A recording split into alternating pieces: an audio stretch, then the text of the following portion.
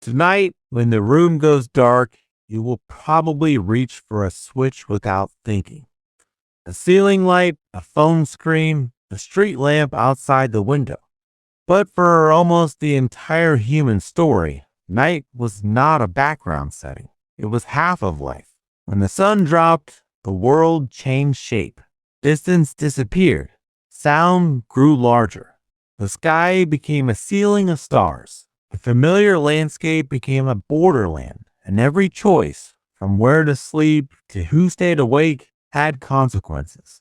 To understand ancient humans, we have to enter that half of the day. Modern darkness is usually fake. There is a charger glowing in the corner, a hallway bulb, traffic outside. Ancient darkness was physical. You could lose the person beside you. Human eyes are good at many things, but they are not the eyes of a leopard, a wolf, or a hyena. A cracked twig could mean wind or it could mean teeth. So, after sunset, movement became dangerous.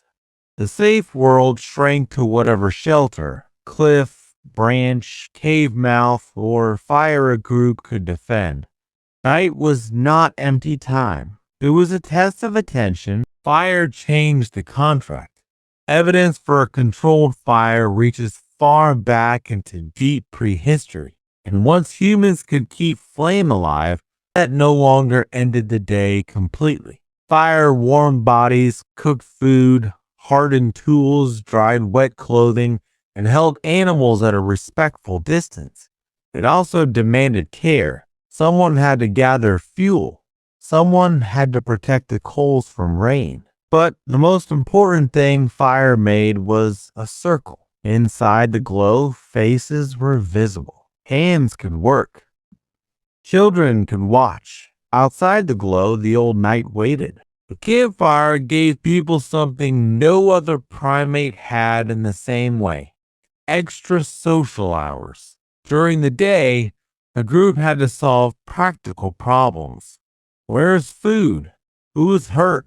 Which path is safe? Who owes whom a favor? Daytime talk is often work talk, but night softened the agenda. With work mostly finished and bodies close together, people could repair relationships, teach children, plan tomorrow, sing, flirt, complain, and remember the dead. These were not wasted hours, they were the hours where a group became a culture. Around firelight, stories become more powerful. The world beyond the flames is hidden, so the mind fills it in. A hunter can describe a valley nobody else has seen. An elder can warn children about a mistake made years ago. A joke can make the whole camp breathe together. Research on firelight conversations in hunter-gatherer communities suggests that night talk often shifts away from logistics and toward stories, myths, jokes, and distant people. That matters because stories let humans practice danger without entering it. The campfire was theater, classroom, archive, and dream machine, all with shadows. But nobody could simply trust the dark.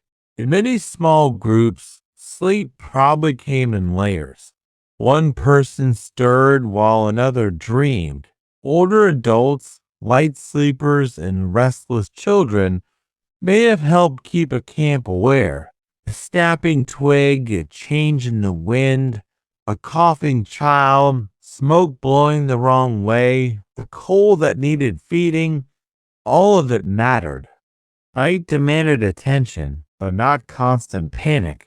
Humans learned to share the burden, passing safety from one half-awake body to another. The camp slept, but it rarely became completely blind. Here's the strangest part. The single 8-hour sleep may be a modern habit, not the old default.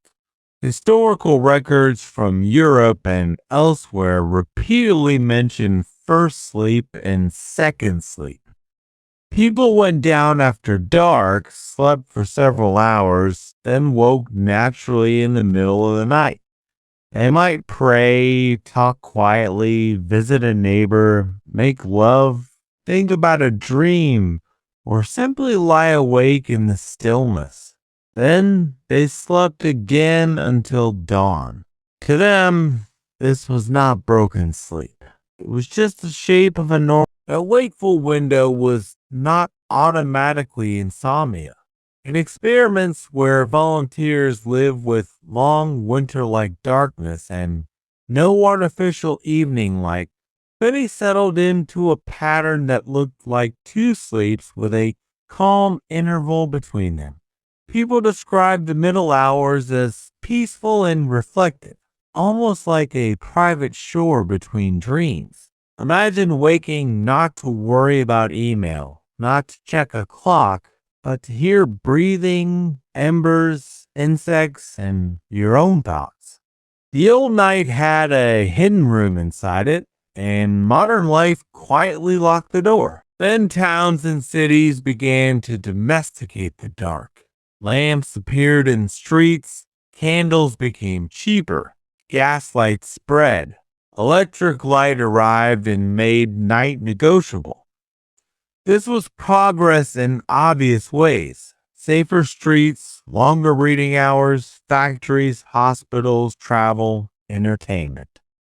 But it also changed the meaning of nighttime. The old curfew bell once told people to cover their fires and settle into darkness. The modern city did the opposite. It asked the dark to leave, then treated anyone who missed it as old-fashioned. Today, many of us carry a private sun in our pocket. To the brain, bright light at midnight is not just decoration. Light reaches cells in the eye that help set the body clock.